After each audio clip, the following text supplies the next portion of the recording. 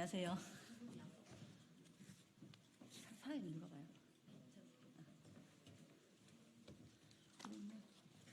일단 제가 일단 사회 가운데서 일단 시작하시죠.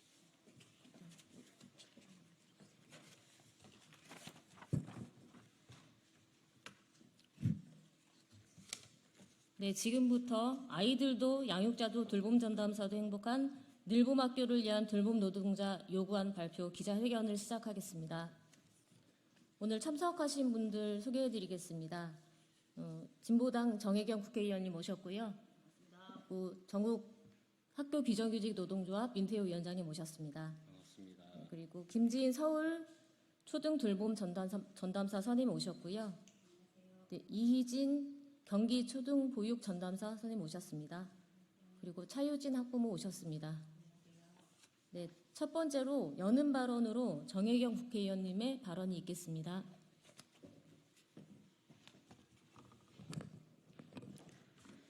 예, 반갑습니다. 비정규직 진보당 노동자 의원 정혜경입니다. 교육부에서 정책을 발표할 때마다 제가 느끼는 게 있는데요. 교육부는 정권이 바뀔 때마다 새로운 정책을 펼칩니다. 그러면 성과를 내기 위해서 정책을 펼치다 보니 그 안에서 일하고 있는 노동자들에 대한 준비, 그리고 공간에 대한 준비, 이런 것들을 제대로 하지 못하고, 또 그 정권이 끝나고 나면 그 노동자들을 소모품 취급, 쓰레기 취급하면서 또한 해고를 하는 경우들이 많이 있었습니다. 돌봄 정책 또한 마찬가지라고 생각을 합니다. 돌봄은 누구나 보듯이 시대적 과제입니다. 그래서 학교 안에서 돌봄을 하는 것은 이제는 누구도 부정할 수 없는 일이고 명백하게 해야 할 일이라고 생각합니다. 그렇지만 현재 준비가 많이 미약합니다. 그래서 돌봄 노동자들이 실제로 인원이 많이 부족하기도 하고, 그 다음에 돌봄 교실이 부족하기도 하고, 그래서 아이들을 다 수용하고 싶지만 현재 상태에서는 제대로 수용이 안 되는 이런 상황이 학교 현장의 현실입니다.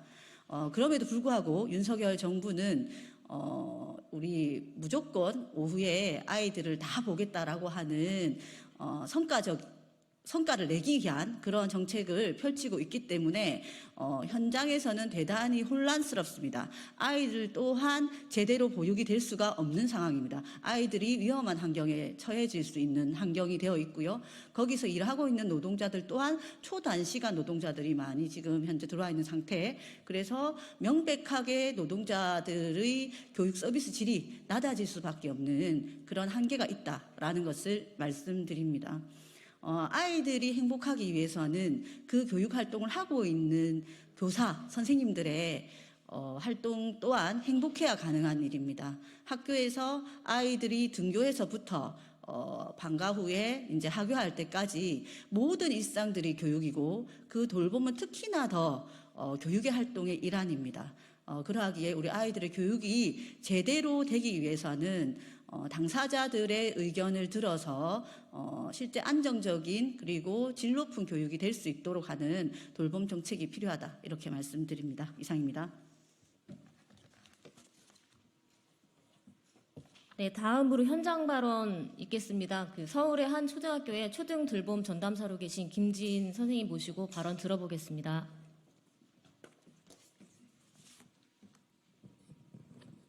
안녕하십니까. 저는 서울관내 초등학교에서 시간제로 근무하고 있는 돌봄 전담사입니다. 올해 3월 38개 학교로 시작한 서울 늘봄 학교는 한 학년 6학급 이상의 과대 학교, 28명 이상의 과밀 학급은 단 한 곳도 포함되지 않았습니다. 5월 151개 학교로 늘봄 학교가 확대되면서 서서히 문제들이 드러나기 시작했고, 2학기 전면 시행을 앞둔 지금 수면 위로로 떠오른 늘봄의 문제들은 정책과 현장이 얼마나 괴리될 수 있는지 보여주고 있습니다. 희망하는 초일 아동은 누구나 신청할 수 있다던 늘봄 맞춤형 프로그램, 무상 프로그램, 이하 늘봄 프로그램이라 하겠습니다. 공간 부족을 이유로 늘봄 아동을 모집 단계부터 제외하는 사례가 발생했습니다. 교실이 부족하니 늘봄 아이들을 합반시키고 돌봄 교실을 늘봄 프로그램 교실로 내달라 요구하는 학교가 이어졌습니다. 늘봄 프로그램으로 돌봄 교실 합반을 분기별로 재배치하겠다는 학교의 사례는 실소가 나옵니다. 늘봄 프로그램 운영을 위한 역차별입니다. 돌봄에 아이들이 섞이는 순간 안전과 생활지도의 문제 발생은 불보듯 뻔한 일입니다. 돌봄 교실에서 늘봄 프로그램 진행과 돌봄 아동이 동시에 활동하는 교실은 전쟁통이었다고 합니다. 늘봄 학교를 위해 이런 날들을 아이들에게 주어서야 되겠습니까? 이와 같은 사례로 1학년 전면 시행을 앞두고 있는 늘봄 학교를 통해 몇 가지 짚어보도록 하겠습니다. 첫째, 과밀학교 공간 대책을 왜 지금까지 세우지 못하고 있는지 교육부와 교육청에 묻고 싶습니다. 공간 부족으로 시작된 겸용교실의 문제는 이미 돌봄교실이 운영된 10여 년 전부터 제기되어 온 문제입니다. 서울시 돌봄의 겸용교실은 23년도 기준 404곳으로 전체 교실의 22%가 일반 교실과 특별 교실 겸용으로 사용되고 있는 상황이며 연계형 교실에 겸용교실 사용률을 더하면 더 많은 교실이 안정적 돌봄이 어렵습니다. 돌봄의 겸용교실 해결 없이 늘봄 공간 마련을 위해 또다시 특별교실, 일반교실 등 겸용교실을 꺼내드는 교육부 정책에 화가 치밀어 오릅니다. 공간 부족은 2, 3년 후 아이들이 줄어들면 자연스럽게 해결될 거란 교육청 관계자의 말을 들으며 그동안의 혼란은 왜 아이들이 감내해야 되는지 답을 해야 할 것입니다. 두 번째 문제는 소규모 학교의 기준 없는 늘봄 프로그램 진행입니다. 늘봄 신청 아동이 부족하다는 이유로 재신청에 1학년 돌봄 학생들은 물론 2학년까지 받는 사례, 신청 아동이 너무 적어 늘봄 프로그램을 대신해 돌봄 교실 특별 프로그램에 늘봄 프로그램 신청 아동을 끼워 넣는 사례 등 기준 없는 파행적 운행이 되고 있습니다. 지역별, 학교별 상황이 상이함을 감안하더라도 학교에 늘 남아있는 돌봄 아이들을 늘봄 프로그램 운영을 위해 이리저리 이용하는 모양새입니다. 이를 바라보는 전담사들은 허탈하게까지 합니다. 돌봄 교실의 안정적, 독립적 운영을 흔들고 돌봄 아동의 자율적 선택권을 무시하는 행위입니다. 신청이 적은 소규모 학교의 늘봄 프로그램 운영에 대한 명확한 기준을 제시해 주십시오. 세 번째, 과밀학교뿐만 아니라 많은 학교에서 늘봄 프로그램에 돌봄 아이들의 신청을 배제하고 있습니다. 그러면 돌봄 교실과 맞춤형 프로그램을 비교하지 않을 수 없게 됩니다. 돌봄 교실은 하루 50분 한 강좌, 늘봄 프로그램 하루 50분 두 강좌가 제공에 있어서부터 차이가 생깁니다. 주당 수강 횟수도 돌봄 교실은 주 2회에서 4일, 늘봄 맞춤형 프로그램은 주 5일입니다. 늘봄 맞춤형 무상 프로그램과 형평성을 맞추기 위해 돌봄 교실 프로그램 운영비 예산 확보가 시급합니다. 그런데 교육부와 교육청은 이에 대한 대안은 마련되고 있는지 궁금합니다. 위 제시한 문제와 관련하여 학교 비정규직 노조 서울지부 시간제 분과는 서울시 교육청에 강력히 항의하고 학교별 실사 및 컨설팅을 요구한 상태이며 한 달에 한 번 정기적 협의 모임을 추진하기로 6월 26일 약속하고 두 차례 진행하였습니다. 늘봄 학교의 시행 과정을 보며 사회적 변화가 학교의 기능의 변화를 가져오고 학교는 우리 미래인 아이들을 위해 변화에 대응하고 있다. 그러나 계획적이고 능동적이지도 성숙하지도 못하다는 결론에 이르렀습니다. 학교 교육의 기능은 변화하지 않습니다. 거기에 문화의 기능이 더해지고 복지의 개념이 더해지고 그 기능들을 수행하기 위해 학교로 들어온 각각의 주체와 구성원들을 존중하고 이해하며 협력하는 유연한 자세가 필요합니다. 그러나 늘봄의 정책을 펼치는 누구도 협의하지 않습니다. 존중하지 않는 듯합니다. 전국의 돌봄 전담사들은 돌봄 전문가로서 자부심으로 우리 아이들을 위해 연대투쟁할 것입니다. 지난 10여 년간 시간제의 차변 해소와 돌봄 교실의 내실화, 안정적 돌봄 확대를 위해 8시간 정상 근무를 외쳤던 힘으로 지금 돌봄 교실을 흔드는 늘봄 정책의 정상적 안착을 위해 싸울 것입니다. 아이들의 웃음이 떠나지 않는 돌봄 교실의 안정적 확대가 필요한 때입니다. 이것이 보장되는 실효성 있는 정책으로 되살아가길 강력히 촉구하는 바입니다.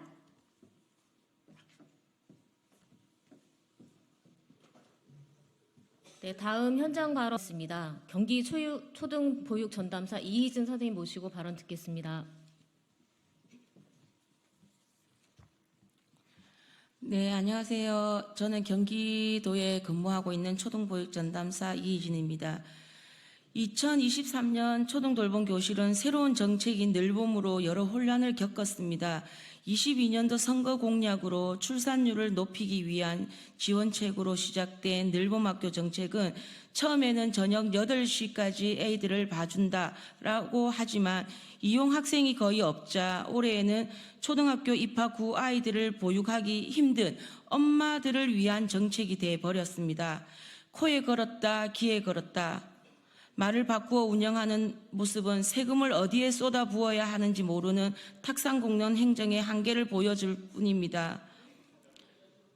서울 돌봄교실은 무상 간식으로 수익자 부담 없이 간식을 제공하며 발전해 가고 있는데 경기도는 다시금 무상으로 제공되던 과일 간식을 없애고 퇴보하는 모습으로 보이고 있습니다.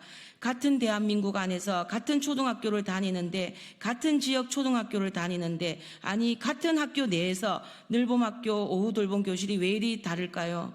교육부의 초등돌봄교실 시설 확충 개선을 위한 예산 또한 늘봄 몰아주기를 하다 보니 더 많은 시간을 돌봄교실에서 보내는 아이들에게는 낙후된 환경의 교실을 이용하고 2시간 맞춤형 늘봄을 이용하는 학생들은 기사로 떠들며 자랑하는 미래형 교실에서 생활하고 있습니다. 차별은 이것뿐만 아닙니다. 돌봄교실은 매년 1년 예산인 교실당 1,000만 원을 다 편성해 주지도 않으면서 늘봄에는 추가 예산으로 교육지원청에 1억 2억 예산을 더 받아갔습니다. 국민이 낸 세금을 왜 늘봄에 참여하는지, 왜 돌봄교실에 참여하는지에 따라 차별을 하는 것입니까? 어느 기사에서 보았습니다. 늘봄에서는 기존의 돌봄교실보다 질적으로 좋은 프로그램을 진행한다. 인터뷰를 본 적이 있습니다. 늘봄에서는 소수정예로 1인당 월 30만 원이 넘는 강사료를 한 달에 220만 원의 강사료를 사용하고 돌봄교실에서는 3개의 반이 180만 원, 1인당 월 3만 원의 예산을 사용하고 있습니다. 어느 교실에 앉아서 보육을 받느냐에 따라서 차이나는 예산 사용이 맞는지요? 같은 강사가 같은 프로그램으로 진행하는 수업인데 또 이렇게 차별을 두고 있습니다. 기존 돌봄교실을 이용하는 아이들을 이렇게 취급해서는 안 됩니다. 이렇게 취급하는 이유가 무엇입니까? 보편돌봄 실현으로 누구나 이용하는 늘봄학교라 홍보하고는 차별이 말이 됩니까? 이렇게 혈세 낭비하고 돌봄의 주체인 우리가 이렇게 돌봄 차별 행정 그만하라고 외치고 있습니다. 두렵지 않으신지요? 학부모가 바라볼 때 내 아이가 학교 내에서 돌봄과 돌봄교실의 차별을 받고 있다는 것을 알면 좋아하시겠습니까? 차별은 아이들에게만 있는 것이 아닙니다.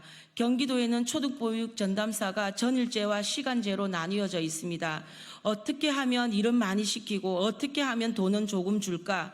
정말 똑똑하게 고민하고 있는 경기도 교육청, 인간에 대한 배려는 쏙 빼고 시간제라는 일자리를 만들었습니다. 시간제라는 말은 일을 하는 사람도 돌봄이 필요한 아이들도 학부모도 심지어 함께 일하고 있는 동료까지 불편하게 만들고 있습니다. 학기 중에 5시 이후에 돌봄이 필요한 아이들은 시간제 전담사 때문에 기가 시간만 되면 우왕좌왕하고 있습니다. 반을 이동하여 옆반 선생님께 아이를 맡겨야 하는 일이 비일비재합니다. 방학 중에는 어떻습니까? 압축 노동으로 방학이 두려울 지경입니다. 근무하는 6시간 동안 화장실까지 참아가며 아이들을 돌보고 있는 6시간 선생님들, 퇴근 시간이 되면 아이들을 어떻게 해야 할지 또 고민하면서 강요된 무료 노동으로 초과 근무를 하는 일이 발생합니다. 그러나 학교 현장은 어떻습니까? 초과 근무를 해서 아이들을 봐달라고 했을 때 아이들에게 쓸 돈을 초등보육 전담사에게 못 쓴다. 아이들을 위해 시간제 전담사가 초과 근무를 하는 것이지 전담사 제가 좋자고 하는 일이 아닙니다. 애들 봐야 하니 초과 근무 좀 해달라고 해도 모자랄 판에 애들이 빨리 갈 거니 초과는 절대 안 돼 라고 하는 학교장, 이해가 정말 되지 않습니다. 그러나 이건 모두 경기도 교육청이 만들어 놓은 시간제라는 나쁜 일자리가 만들어낸 폐해가 아닌가 싶습니다. 애초 8시간 근무를 했으면 초과 근무도 요구할 필요도 없고 왜 이런 반노동적이고 비교육적인 일자리를 만들어서 아이들도 힘들고 학부모도 힘들고 일하는 우리들도 힘들게 하는지 모르겠습니다.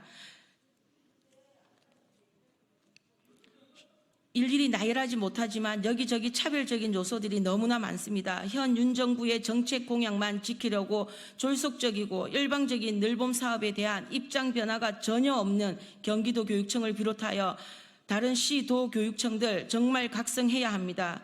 경기도에는 3천여 명의 초등보육 전담사들이 있습니다. 돌봄 정책의 주요 역할에도 불구하고 돌봄의 가치, 처우를 개선하지 않고 늘봄 학교에 막대한 예산을 편성했음에도 기존 돌봄 교실은 예산을 축소하고 있습니다. 협의 없이 늘봄 학교로 일방 시행하고 있습니다. 보여주기식, 때우기식이 아니라 정말 따뜻하고 안정된 돌봄을 원한다면 3천여 명의 초등보육 전담사를 배제하고 경기도 교육청의 일방적인 정책이 아니라 노사 간의 협의기구를 구성하고 전담사들의 협의를 통한 제대로 된 공적 돌봄을 마련해 주시기를 바랍니다. 혼란스럽고 아이들의 기본권이 침해되는 늘봄이 아니라 정말 학교 안에서 아이들이 즐겁고 행복하게 생활할 수 있는 안전한 초등 돌봄 교실이 되어야 하며 학부모가 믿고 맡길 수 있는 제대로 된 초등 돌봄 교실을 만들어 주시기를 바랍니다. 이상입니다. 네, 다음은 학부모 발언 듣겠습니다. 차유진 학부모 나오셔서 발언 드립니다.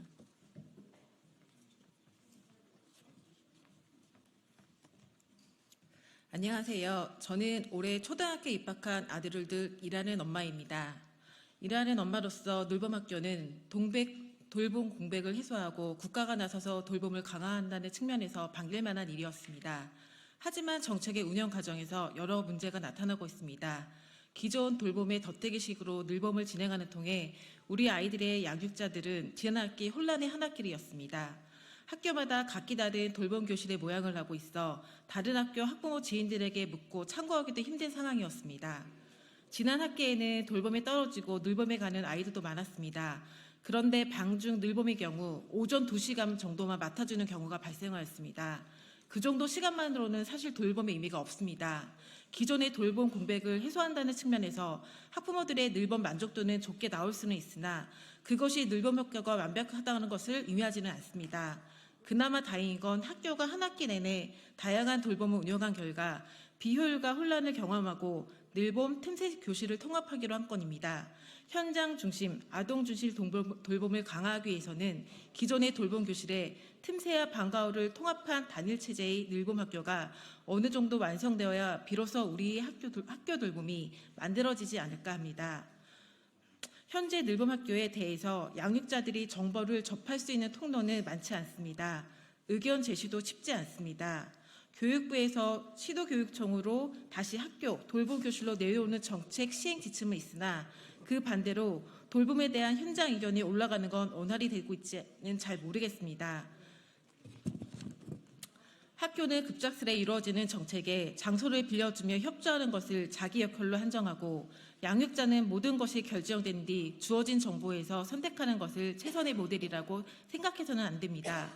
아이들도 양육자도 일하는 분들도 행복한 늘봄 학교를 만들기 위해서는 교육부를 중심으로 늘봄 학교를 둘러싼 주체들이 모여서 정기적으로 소통하고 실질적인 변화를 만드는 노력을 기울여야 합니다. 또한 돌봄 제공은 안정성과 지속성이 보장되어야 합니다. 수시로 바뀌는 돌봄 프로그램과 운영은 아동에게 불안정할 수 있습니다. 돌봄 인력난과 공간 부족의 기본 문제를 제대로 해결하는 것이 안정성과 지속성 담보의 시작입니다. 이는 돌봄 정자사 선생님들의 노동 조건을 개선하는 것과 맞닿아 있는 문제일 것입니다. 그리고 맞춤형 수업을 설계하거나 위탁 선정 시 아동 성장기와 바람에 맞춘 돌봄 프로그램인지 안정성 지속적으로 운영이 가능한지부터 살펴야 합니다. 기존 방과후 수업과 크게 다르지 않은데 프로그램 이름만 화려한 것은 아닌지 모니터링도 필요합니다. 이런 과정을 통해 차별 없는 보편적인 돌봄권과 양질의 돌봄을 만들어가길 기원하며 이와 같은 고민이 해결될 수 있는 방도가 구체적이고 체계적으로 담긴 늘봄 학교 지원 특별법이 마련되기를 바랍니다.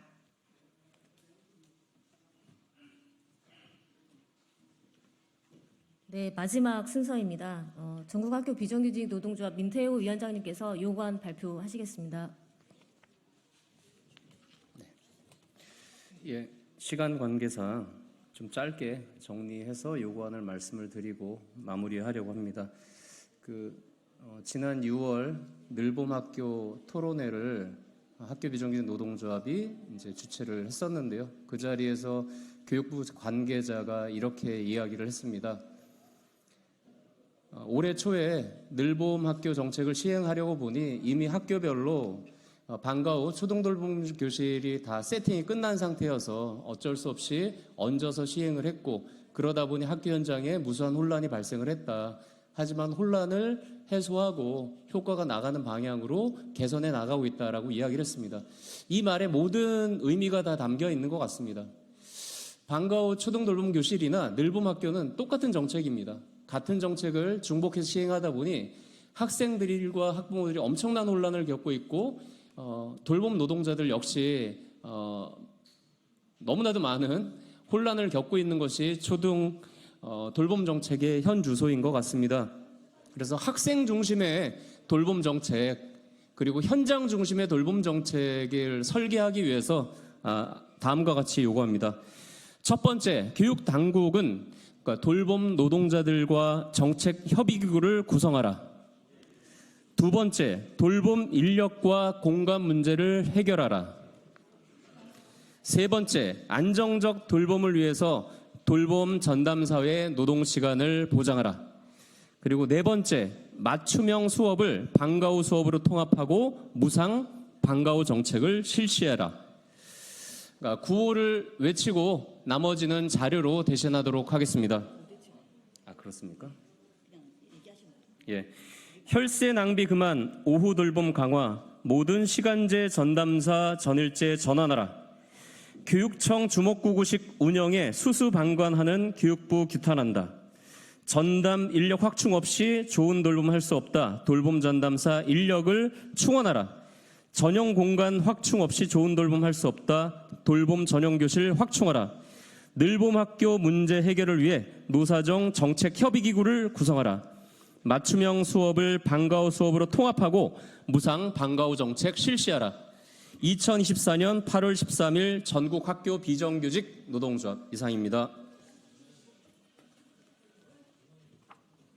네, 시간이 좀 지체되긴 했는데요. 오늘 기자회견 순서가 모두 끝났습니다. 이상으로 기자회견 마치겠습니다. 감사합니다.